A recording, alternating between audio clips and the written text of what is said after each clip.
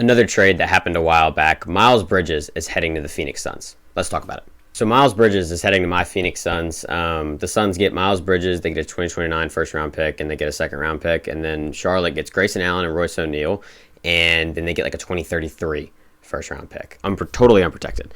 I think I like this trade for both sides. I'm still kind of working on it, though. All right, first let's talk about Charlotte. This is another move that Charlotte has made. They first made the LaMelo Ball trade, obviously, and now they make a Miles Bridges trade where they get in two of the best role players in basketball, straight up. Grayson Allen and Royce O'Neal, the past couple of years, have been great role players for the Suns.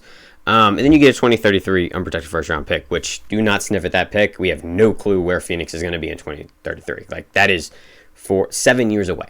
Like, Phoenix could be one of the best teams in the NBA. They could genuinely be the worst team in the NBA, and that is a totally unprotected pick.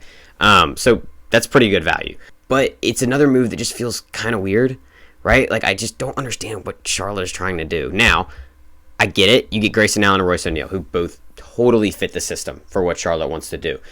They are two great role players. But Miles Bridges last year I thought he had a really good year with Charlotte. I was impressed with what I saw with him in Charlotte. And it just feels weird that now you are giving the keys to Brandon Miller and Conka Nipple to run the show next year without their point guard, which, gosh, that move still just doesn't make sense to me, the LaMelo Ball trade. And then now you kind of take a veteran power forward out the fold. I don't know.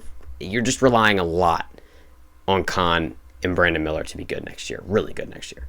And it feels like going into next year, the Charlotte Hornets are back to that team of uncertainty, which the past 6 years they've been like that. But now we finally started to see something at the end of last year. They're one of the most fun teams to watch in basketball. And now it's like I would have picked them as a top 6 seed, but I don't know. Are they a top 6 seed in the East this year with this roster? I have no clue. All right, obviously Miles Bridges has so much off-the-court stuff, but I'm just going to talk about, which is horrible, but let's talk about just the player for a minute.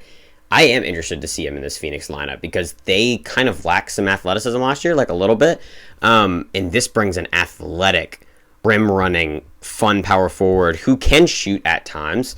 That is going to be the one question for Phoenix is do they have enough shooters, and they just gave away their two best shooters in this trade. So there are some questions in Phoenix, but I do think he will slide into that power forward position, which Phoenix has been lacking the past year, 2 years, that they just haven't had a good power forward to play alongside Book, to play alongside Dillon Brooks, to play alongside Jalen Green.